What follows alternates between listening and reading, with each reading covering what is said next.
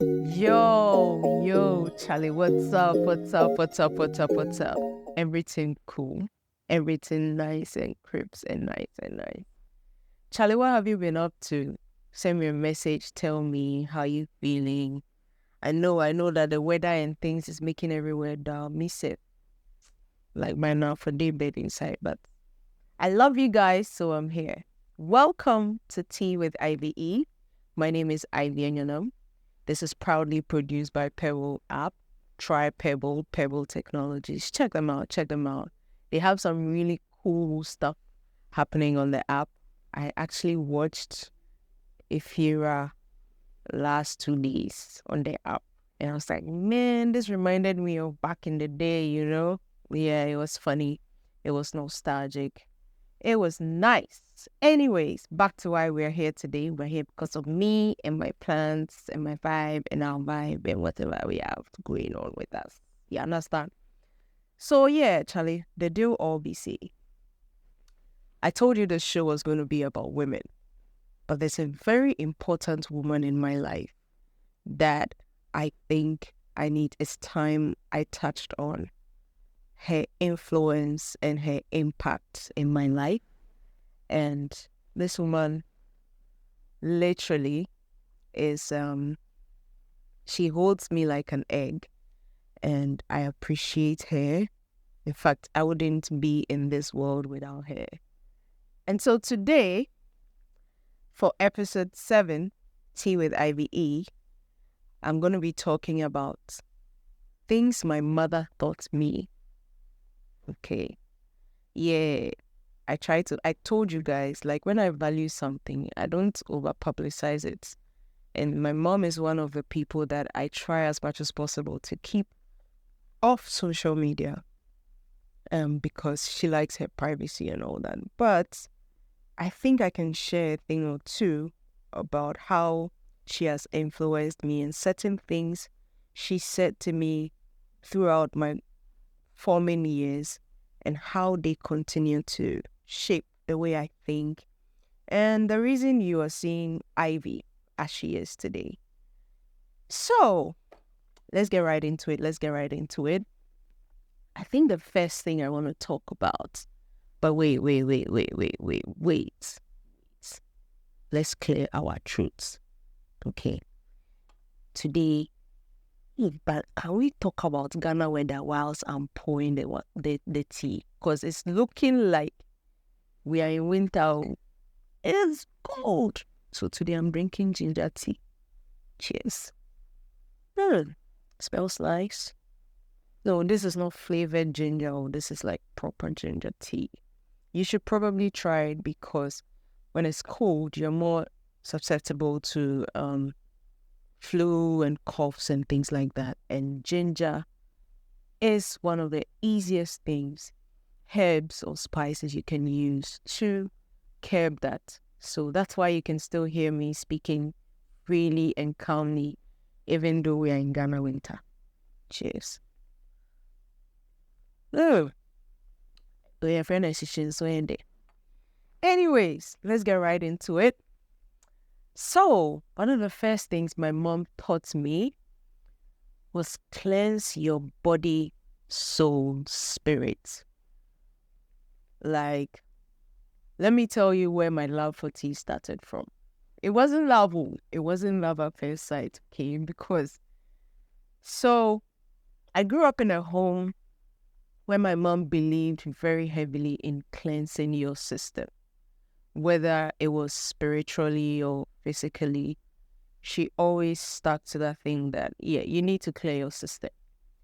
And obviously spiritually, like most Ghanaian children, I grew up in a very spiritual home, a very Christian home. But my mom also taught me that there's another level to spirituality that exceeds just going to church, okay? And in that process of teaching me about cleansing, she said there were two things. You had to be physically cleansed because you take a lot of toxins into your body. And so we had this thing that my mom would buy. It was called herb tea. Is it herb tea or tea herb? It's herb tea, I remember. Tea. And it wasn't your usual living bitters and those things. No, this was proper tea infused, mixed up with different herbs. And she would brew it for us every last Friday of the month.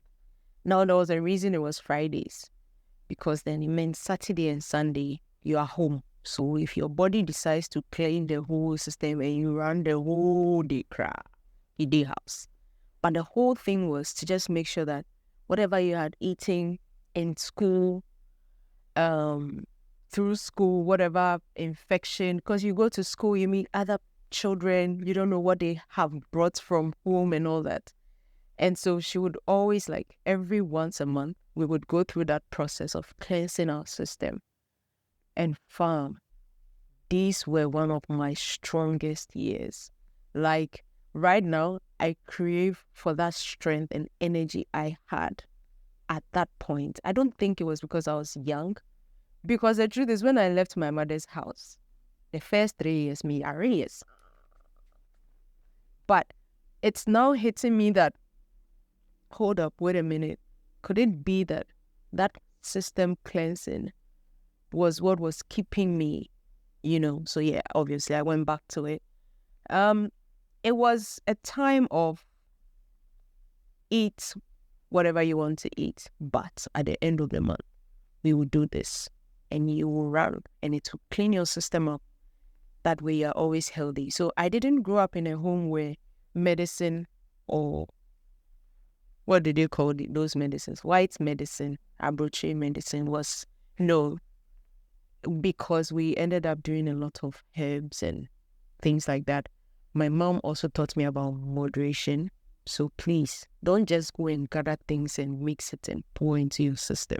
Too much of everything is bad. Now, for the spiritual side, she taught me how to pray, obviously. She used the Lord is my shepherd, I shall not want. But she broke it down into why it was a step-by-step prayer. And she actually told me that prayer was supposed to be a guide of how you should pray, like the step-by-step way of praying, and it's one of the things that I continue to do, even in my hardest times, like when I can't pray or affirm myself or speak to myself and things like that. It's one of the things that easily makes it easy for me to know what to say, even when I can't find the words when I want to pray. And yes, so yeah, I had to start with that because mommy is a Christian. I mean, I have grown up to realize that, most of the churches in Ghana be scum. So I try as much as possible to cleanse myself the way I was taught. And honestly, it's been of great, great help to me. I think I've said it on this program before. So yeah, no matter what you believe in, no matter how you say your prayer, I'm sure God is listening. You don't have to be a Christian, but you can say a few words to yourself, and the universe will listen. God will listen. So, yeah, that is one. 2, my mom taught me about intuition, okay, and discernment. And I think it just boils down to spirituality. That's why it's the next on this list. It's about, and she said, the spirit of discernment. So that's why I started by telling you that spirituality wasn't just about going to church. My mom taught me how to differentiate between a work pastor or a fake pastor and a real pastor. She said, whatever you've heard, whatever you've seen, you now pray. God will drop signs. Whatever you've been told, if you've been told that you die, you too listen to yourself. You get it? Let God speak to you, because he speaks to everybody. And it is that quiet voice that comes to you when you're doing something and you feel like, I'm not too sure what to do next and all that. But yes. And the spirit of discernment, I think, is that thing that drops in your mind or your heart about what to do next. Most of the times, it's a very slow voice. that we hardly pay attention to. But you realize that you go and do yawa, then you say, that's why this day was telling me that I should eat like this. I should have listened. Yes, that's the voice. You get it. And it's intuition, and you just need to. And most of the times I realize when I'm talking a lot, I don't hear it. So most of my friends know I'm a very loud, outspoken person. But you would find me taking time off everything to just listen to myself and listen to my next move. And it's one of the things that has helped me greatly. Like, I have turned down businesses and contracts based on my intuition and seen them fall off after a few times or after a few stumbles. So yeah, I think that that's one of the things that has really, really, really helped me. Now, this is a funny one. The third one is have a backup plan for the backup plan and the other backup plan. So I grew up in a house where my mom said, don't wait for the last bag of rice to finish before you try looking for another bag of rice. So I grew up in a home where there was always food. Not because we had too much to waste. No, the whole idea was just make sure that these three things are covered. Food, shelter, health. Like these things, make sure at all times there's food at home. And so these days, I grew up finding myself like, Charlie, there's never a time that maybe I'll enter the washroom and I don't have one single tea roll, because I buy the tea roll and stock it up. And by the time the other one, I'm on the last line for that one to finish, I have already replaced it. Now, what that also did for me was, especially during COVID, it helped me because I just stocked up and went to sleep. And she taught me how to store everything, the differences in how to store vegetables, how to make them last longer. Look, and how to just remix the same food and make it look different all the time. Like my mom would mix. My mom, like maybe we have to eat banku 3 times in a week, okay? The first banku, my mom would do it with the cassava dough and the corn dough. The second banku, my mom would do it with corn dough and gari. Okay? The third banku, my mom would probably do the cassava dough and then dry corn, like grinded corn, not the moist one. I hate moist. Not that one. But yeah, you get me. If you get it, great. If you didn't get it, forget about it. But yeah, you see, and it taught me, I realized that these days, no matter what ingredients I have in my fridge, I can whip something out. The only thing that when I don't have, I struggle is onions. I love onions and pepper. But like, I can make anything into food. And that just goes to show how important it is in your savings life, in your food life, in anything you do. Like, it's made me so alert when it comes to what to do next. Because by the time I'm talking to you that, oh, I want to do A, B, and C, already another set of 3 sets of A, B, and C has formed in my head. Okay, if it doesn't go this way, we can do this way. We can do that way. We can do that. And as a creative, it also helped me spin the same campaigns and ideas 10 different ways and use the same thing. But you think that this girl is thinking, but no way. Then we just back up plans. I just remix them. So I'm a very good remixer. Yeah, contact me for a song. I got you. But yeah, have a backup to your backup and to that backup. It's one of the things my mom taught me, and it's been very, very impactful. Another thing she taught me was give. That's just it. I grew up in a home where my mom's big sister died on Christmas Day. So after then, my mom stopped celebrating Christmas. She would go to church, but we won't do too much on Christmas Day. But on New Year, my mom will share food for as many people as possible. My mom is, you need to pay your tithe. You need to give this person money. The fact that you don't have enough doesn't mean you can't. And when I say give, I don't mean in just monetary terms. It's also that thing of whatever God has given you, whatever talent you have, how are you giving it to other people? Like, how are other people benefiting from it?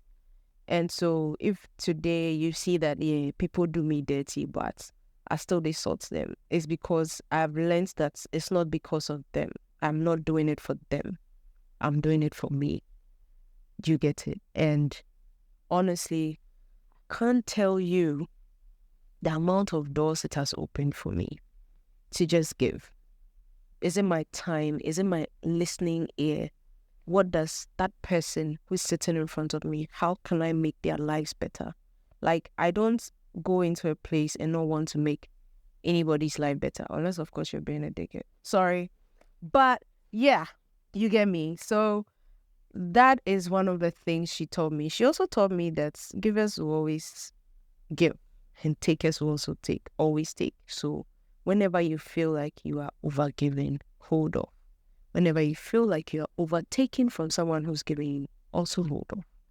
And I think it's been very impactful. You don't overstep your boundaries. It's all about boundaries, especially when you're giving. And it's done me some really good vibes. And I'm really, really grateful for that. Last but not the least, my mom taught me to chill. If you dey chill past my mommy head, then go lock you up. My mom can chill for days. If you're wondering where my chilling habit comes from, it's my mother. Let me tell you how my mom used to visit me in school, okay? In SS, where all the students' moms are coming in cars, trotro, whatnot. This is how my mom journeys to my school. My mom will pick a car from North Kanishi, drop off at Ayi Mensa, jog from Ayi Mensa to Ibri, then pick another car to Edukro, where my school was. So my mom would come to school to visit me in her track outfits. Okay, like her jogging outfits, because that Saturday is a visiting Saturday, but that's also her workout day. We went to beach. My mom loves to dance. My mom will say, Charlie, this weekend, dear, I'm tired. My friends and I are going to chill. Your auntie will come and take care of you. Bye-bye. That's the kind of home I grew up in. My parents were party animals. They love to dance together. It's one of the things that growing up, everybody said about them, like, hey, your parents, wherever there's music, the church, they know them. The party under, they know them. The funeral under, they know them. Like, jams, proper jams. And I think that it helps you relax. It helps you take your mind and focus off everything and just live in the moment.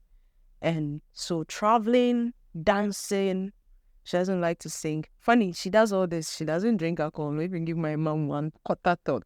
Matter will happen for you. So it wasn't even about that. It was just about letting your head down. And that's one of the things that my mom taught me. I think I've given you 5 or 6. It's okay. It's okay. Let me keep the rest let me drink some tea. Now, I think that we should move to what plants taught me. And you know that usually I will pair it up with whatever. Oh, I wanted to tell you this story about something my mom did that never left my mind. Okay. So we woke up one morning, we were getting ready for school. And my brother, my backbone, I have 2 brothers here. Most of you know just one, but I have 2 brothers.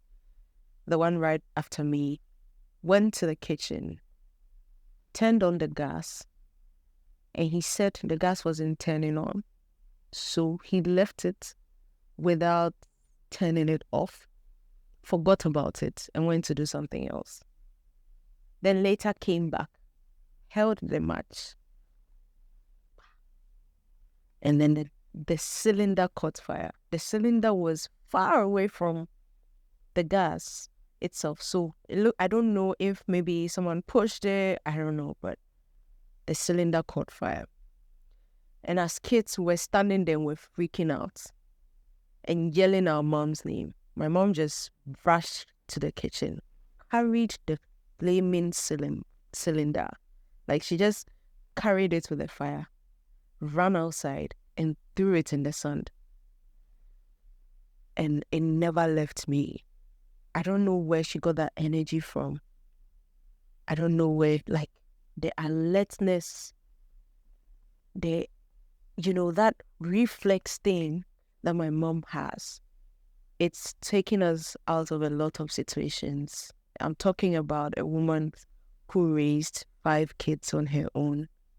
I love her. I am grateful for her. And I hope that you find mothers you can talk about like that. Of course, she's not perfect. We fight, Papa. But when it really counts, my mom shows up. And I know it's not Mother's Day, but I really, really wanted to do this. And I am super grateful for her. Her name is Naja. I won't tell you the rest. Bye-bye.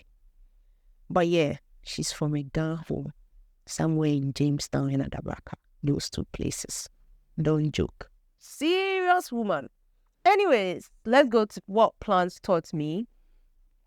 And I'm going to talk about aroids, okay?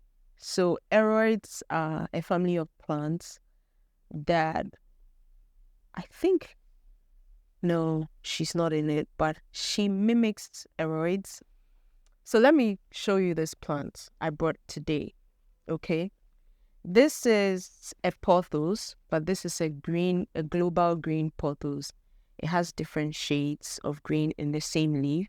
I don't know if you can see it from it, but it's really cool. But I wanted to show you how the new leaf forms, okay? So the new leaf usually forms from an older leaf. Let's see if we can find one. Basically, yes, you see, it starts off as a baby.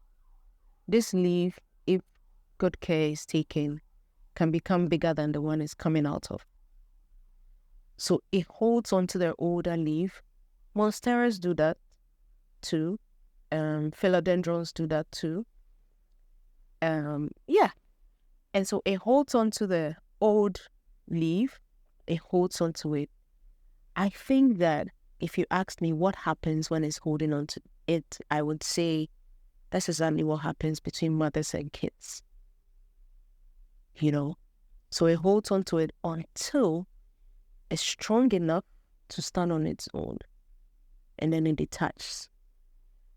Now, what fascinates me about this particular topic or this particular lesson I learned from plants, or this very type of plants, is the fact that once it stands on its own, it becomes its responsibility to impact another and to birth another and to help another grow.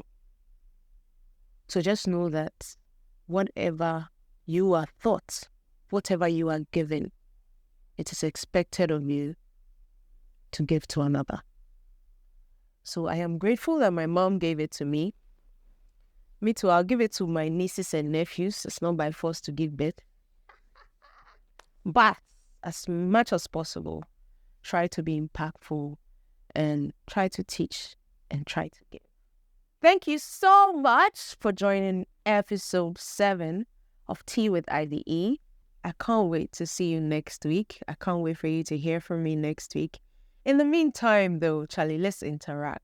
Tell me what you think so far. I've gotten some really good reviews. I am grateful for you. Very soon, I'll start doing shout-outs. Greetings from abroad, that kind of shout-outs. Yeah, we go do some for you. But thank you so much for tuning into episode 7 of Tea with IBE. I'm your host, Ivy Enyonam. And remember, we are not basic.